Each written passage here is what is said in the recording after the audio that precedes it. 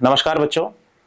Madhya Pradesh ESB ने आपके लिए साल 2026 का कैलेंडर जारी कर दिया है, जिसमें से पहली भर्ती के उन्होंने नोटिफिकेशन भी जारी कर दिया है, जिसमें कुल 80 तरह के पोस्ट कोड आपको दिए गए हैं भर्ती के लिए। इसी तरह उन्होंने ये बता दिया है कि अब जो भी भर्तियां करने वाले हैं, जो उन्होंने तारीख दी है, तो उस तारीख पे वो एग्जाम कराने की नियत तो रख रहे हैं, लेकिन आगे कितना ये सक्सेसफुल होगा नहीं होगा वो समय ही बताएगा।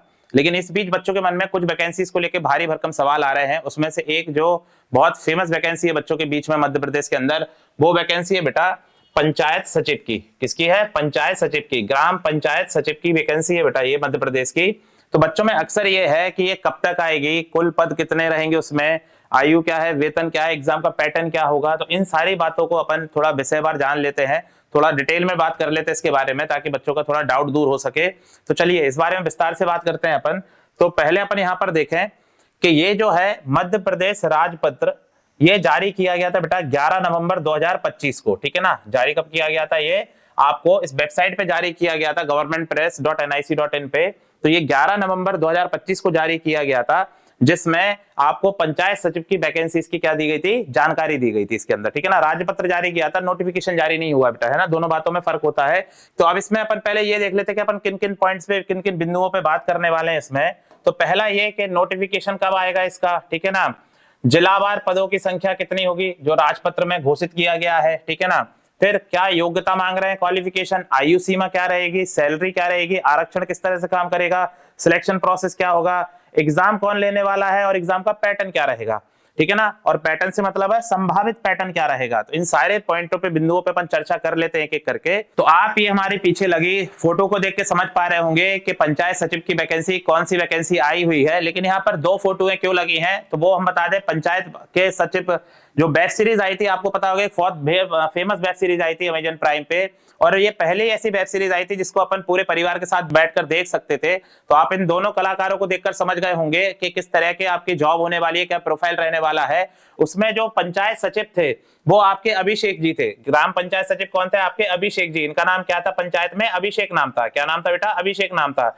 इसी की भर्ती के लिए आप लोग आवेदन देने वाले हैं। सर इनकी क्यों फोटो लगाई गई है? इनका नाम था, ये इनके मित्र थे, कौन था ये? विकास। ये कौन थे? विकास बाबू थे। कौन थे? विकास बाबू थे।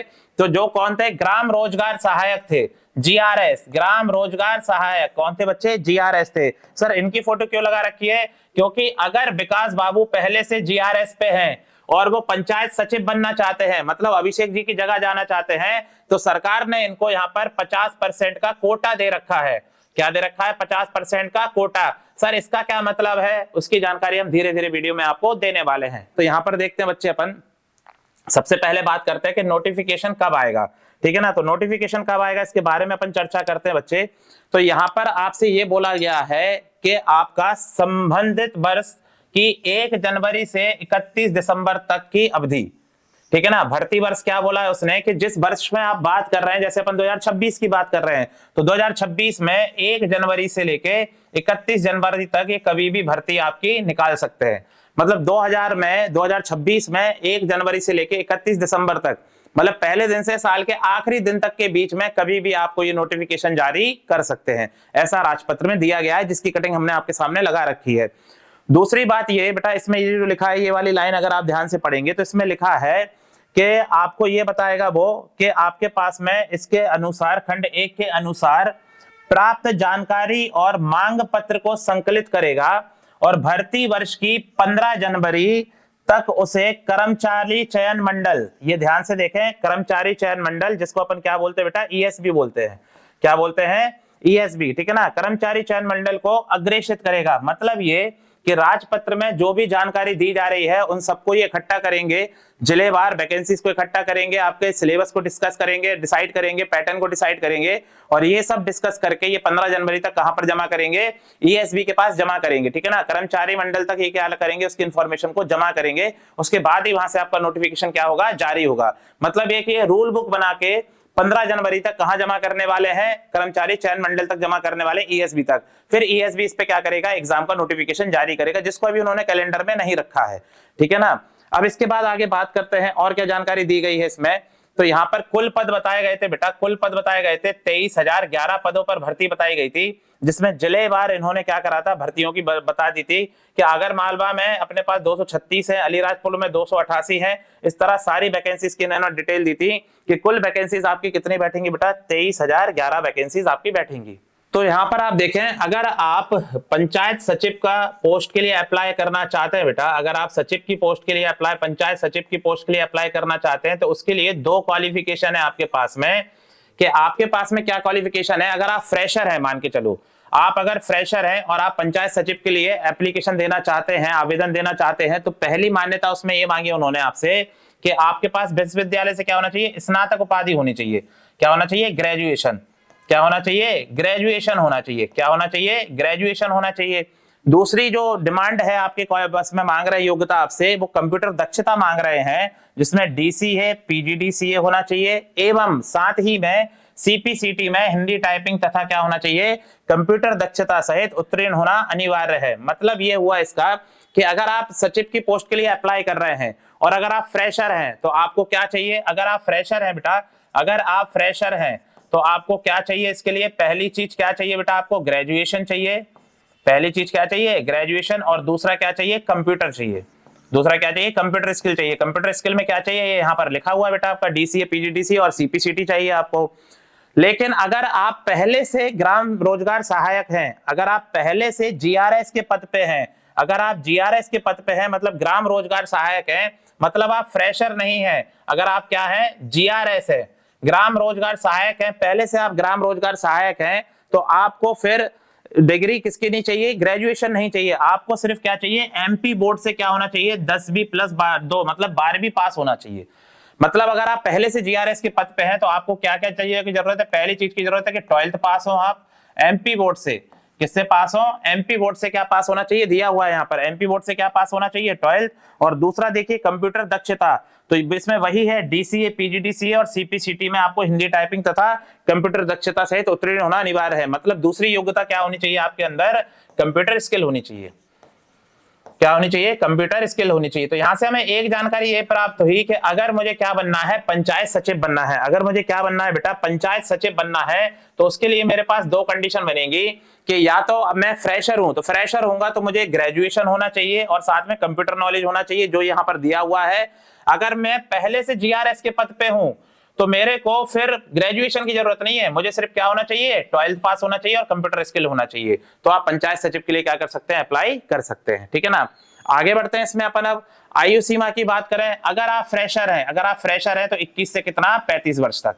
21 से कितना, 35 वर्ष तक।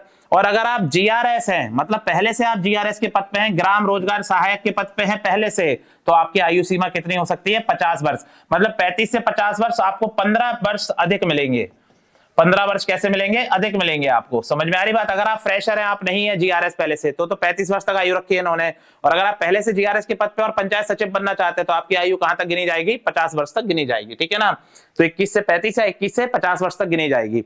अब ये वाला जो नोट है ये ध्यान से पढ़ें, इसमें क्या लिखा हुआ है, जीआरएस कोटा से आवेदन वह विद्यार्थी कर सकते हैं। जीआरएस कोटा का क्या मतलब है सर, ये अभी हम आपको बता रहे हैं। जीआरएस कोटा से आवेदन वह अभ्यर्थी कर सकते हैं जिन्होंने किसी पंचायत में ग्राम रोजगार सहायक के पद पर 5 वर्ष की सेवा अवधि पूर्ण कर ली हो। क्या कर लियो, 5 वर्ष की सेवा अवधि पूर्ण कर लियो। मतलब ये होगा कि यहाँ पर अभी अपन ने 2 स्कीम देखी कि यहाँ पर हमने देखा था कि योग्यता में क्या चाहिए, जीआरएस चाहिए। तो अपने पास में अगर ग्राम रोजगार सहायक हैं आप, तो ये आपने कम से कम कितने साल नौकरी कर ली हो, यहाँ पर 5 वर्ष तक नौकरी कर ली हो। यहाँ पर कितने वर्ष तक नौकरी कर ली हो, 5 वर्ष तक, तभी आपको सिर्फ 12th पास में ये मान लेंगे, तो ग्रेजुएशन नहीं मांगेंगे आपसे। और दूसरा यहाँ पर अगर आपको 50 वर्ष तक आयु में चाहिए है, वैसे नॉर्मल 35 वर्ष तक है, अगर 50 वर्ष तक आयु ले जानी है आपको अपनी, तो आपको क्या होना चाहिए कि 5 वर्ष से आप किस पद पे काम कर रहे हो, जीआरएस पे काम कर रहे हो 5 वर्ष से। बात समझ में आई, तो ये दोनों कोटों का क्या मिल पाएगा, आपको लाभ मिल पाएगा। उम्मीद कर रहे हैं जानकारी आपको समझ में आ रही होगी। अब ये वेतनमान सैलरी, इससे पहले हम आपको एक चीज ये समझाना चाहेंगे कि जीआरएस कोटा का मतलब क्या है बेटा। यहाँ पर पूरी तरह से अपन समझेंगे इस वाले में कि जीआरएस कोटा का मतलब है क्या आखिरकार। तो यहाँ देखिए जीआरएस कोटा का क्या मतलब है बच्चे, यहाँ पर कि आपको ये बोला गया है कि यहाँ पर देखें, अगर आप फ्रेशर है, ठीक है ना, आरक्षण जीआरएस कोटा के बारे में बताया जा रहा है यहाँ पर कि आपका अगर फ्रेशर है तो प्रत्येक आरक्षित श्रेणी के, जिसमें एससी, एसटी, ओबीसी आदि के रिक्त पदों पर राज्य सरकार के नियमों अनुसार लागू होगा। अगर आप क्या है फ्रेशर। तो जो गवर्नमेंट की गाइडलाइन है आपके कोटे को लेके, रोज अपने जो आरक्षण को लेके रोजगार लाइनें हैं, गाइडलाइंस है गवर्नमेंट की, वो लागू होंगी आपकी, ठीक है ना। लेकिन अगर आप पहले से जीआरएस के पद पे हैं, अगर आप ग्राम रोजगार सहायक है, पहले से आप विकास बाबू वाले पद पे हैं, जीआरएस के पद पे हैं अगर आप, तो आपको 50% आरक्षण मिलेगा उसमें। मतलब ये होगा कि पंचायत सचिव की जो पोस्ट निकलेंगी उसमें से 50% किसके लिए आरक्षित की गई है, जीआरएस के लिए आरक्षित की गई है। मतलब ये हुआ इस बात का कि कुल पद अगर 21,000 हैं, कुल पद अगर 21,000 हैं, तो 21 में से 10,500 पद किसके लिए रखे गए आरक्षण में बेटा, जो पहले से जीआरएस के पद पे काम कर रहे हैं।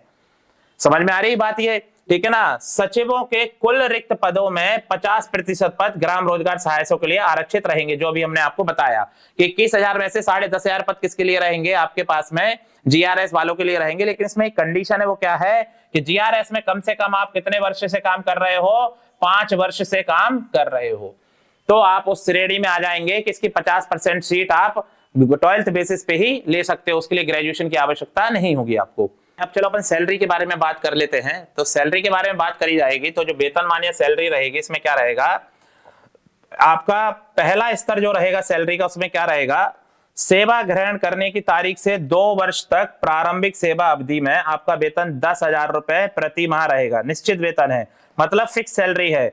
मतलब जब आप अपॉइंट करोगे तो वहां से लेके 2 वर्ष तक, ठीक है ना, 2 वर्ष तक आपको हर माह कितना वेतन प्राप्त होगा बेटा, 10,000 रुपए का वेतन प्राप्त होगा। दूसरा स्तर क्या आएगा बेटा सचिव में, स्तर 2 का मतलब क्या है कि जब 2 वर्ष की सेवा पूर्ण हो जाएगी तो आपका जो वेतनमान रहेगा वो 19,500 से 62,000 के बीच के पे स्केल पे डिसाइड किया जाएगा, ठीक है ना। ये आपका क्या रहेगा, पे स्केल रहेगा। बात समझ में आ रही, क्या रहेगा बेटा, ये आपका पे स्केल रहेगा।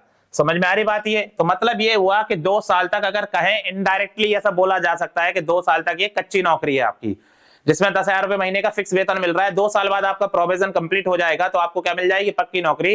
वहां से आपका ये पे स्केल क्या हो जाएगा, डिसाइड हो जाएगा। इसके बाद तीसरा स्तर क्या है सचिव का, ये तीसरा स्तर ये है बेटा इसका कि 10 वर्ष सेवा पूर्ण होने पर, मतलब जब आपको काम करते करते 10 वर्ष हो जाएंगे, मतलब 2 वर्ष यहाँ और उसके बाद 8 वर्ष, तो टोटल जब 10 साल आपको काम करते करते हो जाएंगे तो आपका जो सैलरी स्ट्रक्चर बनेगा वो 23,500 से 80,500 के बीच बनेगा। ये आपका पे स्केल डिसाइड होगा। तो ये आपका सैलरी स्ट्रक्चर है, ठीक है ना। सिलेक्शन प्रोसेस क्या रहेगी, तो सिलेक्शन प्रोसेस जो रहेगी उसमें आपका एलिजिबिलिटी टेस्ट होगा। जो सिलेक्शन प्रोसेस रहेगी बेटा उसमें आपका पात्रता परीक्षा, एलिजिबिलिटी टेस्ट रहेगा और फिर डॉक्यूमेंट वेरिफिकेशन होगा आपका, ठीक है ना। इसके बाद में एग्जाम कौन लेगा, तो कर्मचारी चयन मंडल आयोग भोपाल ईएसबी आपका पेपर कंडक्ट कराएगा। अब यहाँ पर देखते हैं एग्जाम पैटर्न, लेकिन ये संभावित है।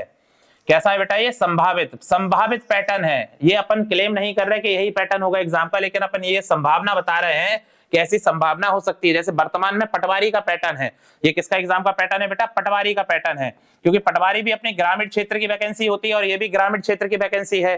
तो वहां पर अपने 200 सवाल आते हैं, 200 नंबर के आते हैं और समय कितना मिलता है, 3 घंटे का। उसमें सामान्य ज्ञान, कंप्यूटर, हिंदी, अंग्रेजी, सामान्य गणित, सामान्य तार्किकता, सामान्य प्रबंधन और सामान्य विज्ञान पूछा जाता है। एक तो ये पैटर्न आ सकता है अगर 3 घंटे के हिसाब से पेपर लिया उन्होंने, या दूसरा पैटर्न जो पहले पटवारी में आता था जिसमें 2 घंटे का समय मिलता था, 100 सवाल आते थे और 100 नंबर के सवाल आते थे, जिसमें सामान्य ज्ञान है, कंप्यूटर है, सामान्य विज्ञान, एमपीजीके, हिंदी है, सामान्य गणित है, सामान्य तार्किकता है, पंचायती राज, ये सारी चीजें पूछी जाती थी। तो ये 2 संभावना बनेगी कि इन पैटर्न पे वो आपसे पेपर पूछ सकता है, लेकिन अभी कंफर्म नहीं है। कंफर्म तो एडवर्टीजमेंट में पता चलेगा जिस दिन वैकेंसी आएगी आपकी, ठीक है ना। तो ये सारी जानकारी जुड़ी पंचायत सचिव से थी। जितनी जानकारी हम आप तक पहुंचा सकते थे हमने भरपूर प्रयास किया है। उम्मीद करेंगे आपको ये समझ में आया होगा ठीक से। ऐसे ही भरपूर जानकारी के लिए सीएमसी इंदौर के यूट्यूब चैनल से आप जुड़े रहें। सीएमसी इंदौर एप्लीकेशन डाउनलोड करें आप, और यहाँ पर आपको free PDF, current affairs, e books और बहुत सारे बेसिक वीडियोस भी आपको वहां मिल जाएंगे जो आपके बेहद काम के रहेंगे। समय समय पर हम आपको महत्वपूर्ण जानकारियां देते रहेंगे। हमारे साथ जुड़े रहें और जुड़े रहने के लिए बहुत बहुत धन्यवाद। लोगों तक भी शेयर करें इस जानकारी को ताकि बहुत अधिक से अधिक लोग इसका फायदा उठा सके। धन्यवाद, जय हिंद।